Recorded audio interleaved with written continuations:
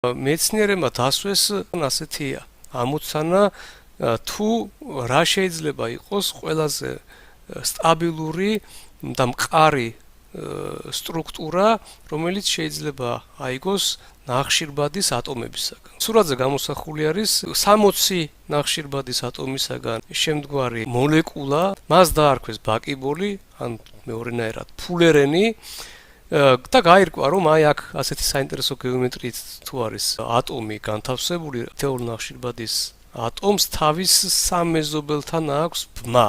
აი სფეროს ზედაპირზე ასეთი საინტერესო წესით რომ განვათავსოთ ეს ნახშირბადის ატომები და მათი რაოდენობა რო იყოს 60, ირკვევა რომ აი ასეთი სტრუქტურა არის ყველაზე სტაბილური და ეს გათვლა მოხერხდა კომპიუტერებზე, იწინასწარმეტყველეს და ამის შემდეგ ლაბორატორიაში მეცნიერებმა მოახერხეს რომ შეექმნათ აი ეს ფულერენის მოლეკულა. თვითონ თავისთავად საინტერესოა ისა რომ ჩვენ ვიცით რომ ნახშირბადის ატომი ჩვეულებრივი იზოტოპი შედგება ბირთვისაგან და ამ ბირთვის გარშემო მოძრავი 6 ელექტრონისაგან, რაც ნიშნავს იმას, რომ თვითონ ბირთვში უნდა იყოს 6 ცალი პროტონი და 6 ნეიტრონი. აი ამ ნახშირბადის ატომის თვისება, როგორც ჩანს, განაპირობებს იმას, რომ აი ასეთი სტრუქტურაში ყველაზე სტაბილური არის აი ეს 60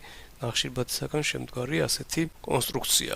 ცოცხალ ორგანიზმებში ჩვენ დიდი რაოდენობით გვხვდება ნახშირბადის მონაწილეობა, ოღონდ სხვანაირი შემადგენლობით, არა ისეთი შემადგენლობით, როგორც არის აქ გამოსახული და კითხვა შეიძლება გაგვიჩნდეს, რომ რატომ არის რომ აი ბუნებაში ჩვენ არ გვხვდება ასეთი მყარი სტრუქტურა, თუ ასეთი გამძლე და ასეთი სტაბილურია, დედამიწაზე ფულერენისგან შემდგარი სტრუქტურები აღმოჩენილი არ იყო. ამ ფაქტის საპირისპიროდ 2010 წელს NASA-ს მიერ იქნა აღმოჩენილი კოსმოსში ფულერენის მოლეკულები.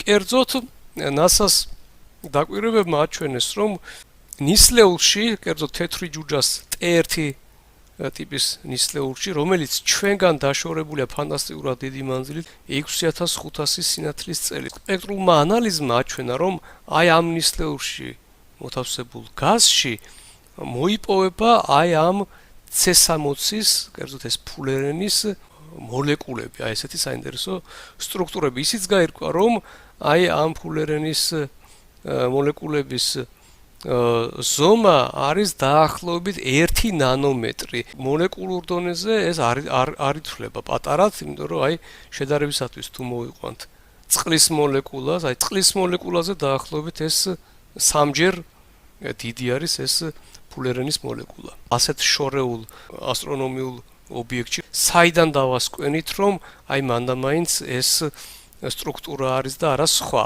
როგორც ირკვევა ნებისმიერ ატომს, ნებისმიერ მოლეკულას აქვს თავისი თვისება გამოასხიოს და შთანთქას სინათლე გარკვეული სიხშირით, ანუ სხვადასხვა ფერებით. და აი ამის მიხედვით ხდება ამ ნივთიერებების გარჩევა. აი ამ სურათზე გამოსახულია C60 სპექტრი, ხოლო აქ გამოსახულია C70-ის სპექტრი და აი სწორედ ამ სპექტრული ანალიზის საშუალებით მეცნიერები უკვე დარწმუნებული იყვნენ, რომ ამ ნისლეულში სწორედ ეს C60 მოიპოვება. როგორც ყოველ ადამიანს დედამიწაზე აქვს უნიკალური ხელის ანაბეჭდები, ასევე ამ სპექტროსკოპით ჩვენ ვაკეთებთ ზუსტ იდენტიფიკაციას თუ რა ნივთიერებასთან გვაქვს საქმე.